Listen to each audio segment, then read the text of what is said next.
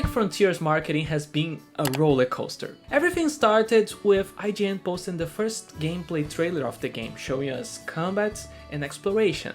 And we saw some really good ideas, but in general it was a terrible first impression, because the game looked really rough, the animations were weird, the frame rate was really bad, and there was a lot of popping. But the problems were not only technical, there was also a lack of coherence. It was really difficult to understand the objective.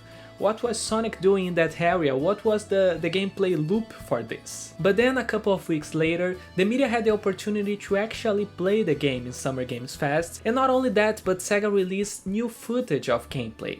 And in this new footage, everything looked way better. The game was running in a solid 60 FPS, the animations were looking better, and it was easier to understand what Sonic was doing, exploring the area, then going for combat. In general, it just looked way more appealing to actually play that and to understand what Sonic was doing in that open world, or how they are calling it, an open zone. But then it begs the question, if the game was already looking like that in a more recent build, why did they show us the IGN build? It's just bad marketing. But I think I have a little bit of an idea of why they did that. So the producer Takashi Iizuka recently said in an interview that the main theme of the game, the story and the gameplay is the mystery. Sonic doesn't know why he is there, so the player is kinda in his position, not actually knowing what is going on. And I think they try to replicate that in the actual marketing. So they are revealing stuff for us little by little. And this is nothing new, Nintendo has done that a lot of times. We can remember that in the first trailer of Mario Odyssey we didn't even saw the Cappy mechanic. So it is a way to actually make the game more appealing with the passing of time.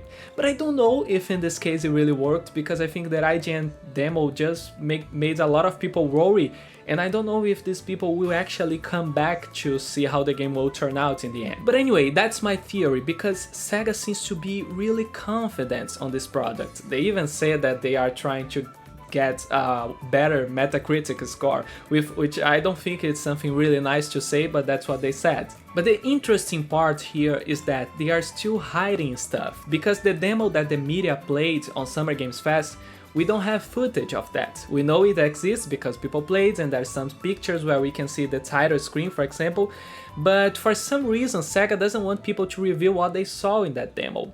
And I think that's the real key here, that this game is way more than Sega is showing to us right now, and that's what looking kinda weird.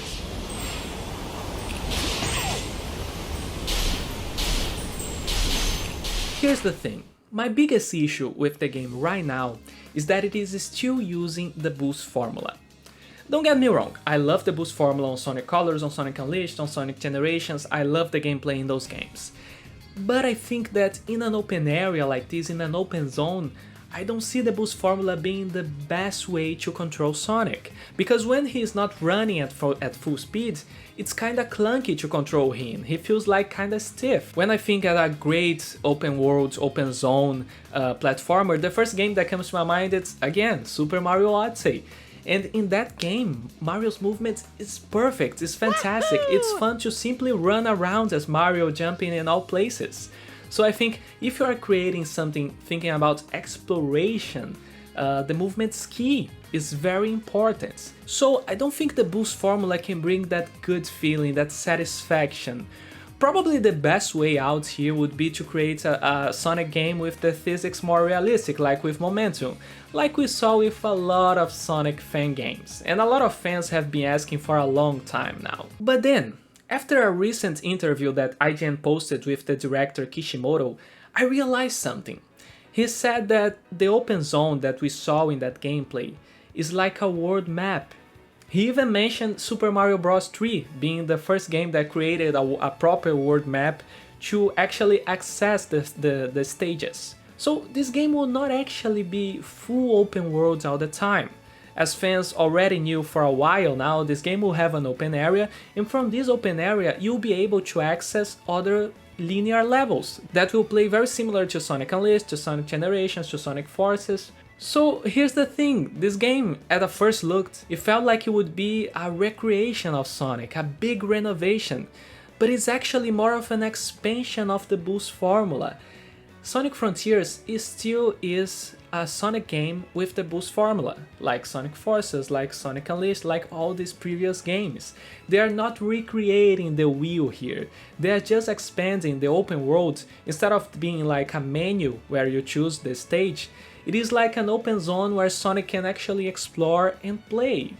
And with that idea in mind, I'm way more excited to play it, because we are still going to have all these levels with a probably great level design, and when we are not at the levels, we can explore these open areas, fighting this monster, gathering items. So to me, this feels way more appealing. This game would not be completely focused on exploration. It is like Kishimoto said, it is not an open world, it's an open zone, so it's a world map where Sonic will be able to access the other stages. And I think that the parts that the media cannot talk about where they play the Sonic Frontiers demo, the parts that they cannot talk about are those linear levels. People already play those, they just cannot talk about because Sega will not let them. In general, I just like this idea. I think a Sonic game with the boost formula and an open zone to access the levels just feels like something really exciting, something that I really want to play.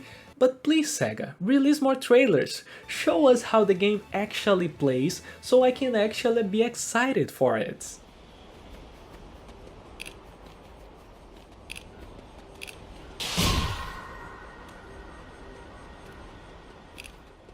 I know that a lot of people are also worried about the visual, arguing that Sonic does not fit a realistic place, and I simply disagree, because I think if there's one cartoon character that can actually fit in a realistic place is Sonic. We saw that with Sonic Adventure, then Sonic 2006, and I know that Sonic 06 is not a good reference, but I think even though the game was terrible, the game was full of bugs, I liked the setting. It felt kinda cool to walk with Sonic in a realistic city and all that stuff, because Sonic games recently were very cartoonish. When we look at Sonic Colors, Sonic Lost World, Sonic Generations, and it's okay, it's fun to play.